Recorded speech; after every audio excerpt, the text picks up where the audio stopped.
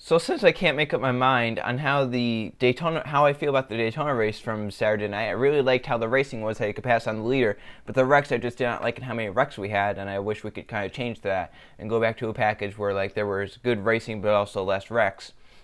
But so since I can't make up my mind how I feel, sometimes I feel it was a good race, sometimes I just didn't like the race. Um, we're going to do a response to a video that was just uploaded, I believe, yesterday, July 9th, 2018, which was called NASCAR Gen 6 Racing at its Best 2014. Before we get going into the video, though, I want to talk about the links you'll find in the description. So in the description, the first link you'll find is a link to the video that I'm talking about, the NASCAR Gen 6 Racing at its Best 2014. If you want to see the clips of the racing and how great the racing was in 2014, go check that out. Second link you're going to find is the link to the document that I've made with all the information that I'm going to be reciting off during this video. If you want to go there and see the information for yourself and see me if I'm going to be working on it all, because I might be doing some more stuff onto it, you go to that. The third link is to racingreference.com, which is where I have found all these stats to put into that document. Basically what Racing Reference is, it's a whole thing for stats. If you like stats, if you like NASCAR stats, you can find stats off of seasons, stats off of tracks, stats off of certain drivers. It's where I went for these stats, where I've gone for, remember it's the Charlotte video where I did the passing stats. I go there for the Dale Jr. Series video that I do. All the retired NASCAR drivers' career videos, they have been off of Racing Reference, so I can see what has happened during the race to certain drivers. So those are the three links. So here we go into the video. So what this video says, NASCAR Gen 6 Racing at its Best 2014, basically shows all the racing during 2014, how great it was. And there was some really good racing in 2014, I have to admit. Chicagoland, to open the Chase is one of the first that they show. Homestead is shown. You had both Texas races, I believe, were shown. Michigan was shown. And you had Richmond and so many other like tracks that were shown. Kansas was shown. But my thing about this is, why was it great racing? And was it great racing because of the package, or did some circumstances set the season up for success for the racing? So as you know, 2014 was the second year with the Gen 6 cars. The first year with Gen 6, 2013, was a lackluster year to say the least. There were not many winners, and it was just kind of, overall, there was not really great racing. 2013 was just kind of bad. 2014 opens up. For me, it's a very memorable season. You could say only because I was a fan of Dale Jr. I would obviously remember that because he won 4 races in that season. But looking at the racing was great. There was great racing. And I have to admit that video did show a lot of great racing. However, a lot of that racing came off of restarts, which could happen under any package, on any time. If you have a restart, obviously there could be great racing, but that's not to knock the video like whoever made the video, they did a great job. They showed some great clips. But so 2014 had a taller spoiler, which created more downforce. So that meant down the straightaways there was a bigger draft, so you could draft up to someone easier. In the corners, you could almost hold it flat out, like you went fast. They set track records at track after track after track in 2014. The package we have now, 2018, it's a smaller spoiler. They get faster speeds down the straightaways, and they have to lift through the corners more, which means higher speeds down the straightaways, but through the corners, it's slower speeds because they have to lift more. They have less downforce, which leads me to my point of, in 2014, if a driver made a mistake in the corner, if they missed their entry a little bit, they had to lift just a little bit, it allowed for bigger runs to be made and maybe more passes and more moves to be made than what this package is. Because if you make a small mistake in this package, the speeds are already slower, so it doesn't affect it as much as it would have in 2014.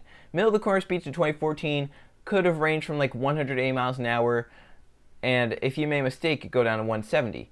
And that's a bigger difference than making a mistake at 160 and going down to 155 only. So that's one of my points, that 2014 was a better package because you can make a mistake and it would be more pronounced than a mistake now, in my opinion. Also, the fact that the bigger spoiler allowed for a bigger draft on the straightaway, allowed people to draft up onto each other easier, rather than now where the spoiler, you can't really draft up onto the car. Also in 2014 was the start of My least favorite point system ever, the win and you're in elimination style round of the chase, which I also think set that season up for success even more than the package did. And here is why. First season of this system, no one knows how to approach it. The 2004 chase, you could say that was one of the best. You know why? It's the first year they used the chase. 2014, first year they used the win you're in chase, and everyone just thought, hey, we need to win, win, win. We're just going to be going for wins. That allowed more different strategy to be played. Aggressive strategy, more aggressive racing for the race lead, aggressive racing to get up to the race lead, aggressive racing on restarts because they have to get up front. But now that they know what the system's like and saying, hey, we can't point our way into the chase because there's normally going to be a few spots open on points, drivers know now they don't need to win necessarily, even though it does mean a lot more.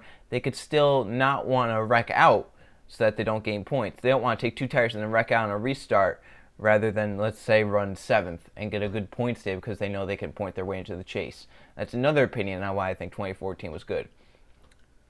Also another good season, which never gets recognition in the Gen 6 era, 2016. Pretty darn good season. There was great racing, there were great finishes. Overall, I thought that was a very great season for the Gen 6 as well. But here's why I think 2014 was set up for success more than failure: the cautions during the season. I compiled stats from Racing Reference, went through all the Gen 6 seasons. We'll start out with 2013, the first Gen 6 season. The number of yellows overall in that season, 269. All right, 269 cautions in 2013 has 287 cautions, which is a pretty high amount if you think about it. That's an average of 8 cautions a race, more or less. That's average. Debris yellows in 2013, 71. That's an estimate of 2 cautions a race, 2 debris cautions a race. That's a good amount of debris cautions. The yellows in the final 10% of a race, so if it's a 500 lap race in the final 50 laps, 35, which averages out to a little less than 1. So that's 2013. We'll skip over 2014 because that's the biggest point that I want to make. 2015, number of yellows, 298 compared to 2013, which had 287. That's an average of 8.3 cautions a race. Debris yellows in 2015, 72, 1 more than 2013, an average of 2 a race. Yellows in the final 10% of a race, 44, up from 35 in 2013. That's an average of 1.2 yellows in the final 10% of a race. So we'll move on to 2016, the other Gen 6 season that I think could compete with 2014. Number of yellows, 269. Compare that to 287 in 2013 and 298 in 2015. That is down significantly in 2016. That's an average of 7.5 yellows a race. Debris yellows, 52, down 20 from 2015, an average of 1.4 a race. So that's going down. Yellows in the final 10%, 44, on par with 2015. The same exact amount as 2015, 1.2. Then we'll move on to 2017. Number of yellows, 296. The lot of yellows, remember, they started stages in that year. In 2017, the number of debris yellows, down to 20. We go from 2013, which had 71. 2015 had 72. 2016 had 52. 2017 had 20. That's an average of a little more than a half debris yellows a race. Yellows in the final 10% of a race, 43, which is 1 less than 2016-2015. So that's on par. So far, all these yellows in the final 10% of races have been on par. If we go now to 2018 and kind of, I guess, we're halfway through 2018. So we can gauge this by multiplying everything by 2. If it stays, obviously, on this trend, and obviously, it probably won't. So far, halfway through the season in 2018, we've had 122 cautions, which is an average of 6.8 a race. Double 122, you get 244, which is the lowest on this list. The next lowest would be 2016 with 269. We go to debris yellows. There have been 5 halfway through the season, an average of 0.28 a race. We keep on that trend, only 10 debris cautions a race. We go to the yellows in the final 10% of a race. There have been 17. Double that, get to 34, about 0.94 a race, which is the lowest among any on this chart. The cautions would be the lowest, the debris yellows would be the lowest, and the yellows in the final 10% would be the lowest. But remember, in 2013, there was also 35 yellows in the final 10% of races. So if it stays, if you just double 17, that's one less, obviously, than 35. Now we get to the bread and butter, 2014, the season which is the best season in NASCAR. 303 yellows. The only one of the Gen 6 seasons to elapse 300. 2015 had 298, is the second highest on this list.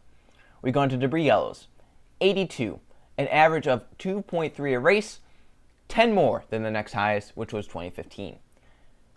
We go on to yellows in the final 10% of a race, 49, which is 1.4 average. The next highest, 44, 2016, and 2015.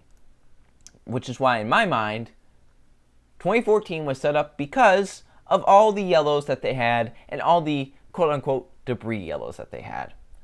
Going through some of these debris cautions, right, I think it was 2015 at Watkins Glen. Or no, it was 2016 at Watkins Glen. There was a debris yellow for debris on pit road. Debris on pit road was a caution. In 2015, there was a debris caution for debris on pit road at Pocono. Let's go through now and see debris cautions, which one had the most. We'll start with 2013 since it's the first one. 2013, debris yellows. There were 6 in the Coca-Cola 600 at Charlotte. That's 6 of 11 cautions that were debris yellows. That is a lot of cautions that were debris. I mean, that's kind of sad. We go on to now 2014, where, wait for it, Texas. The Texas Chase race.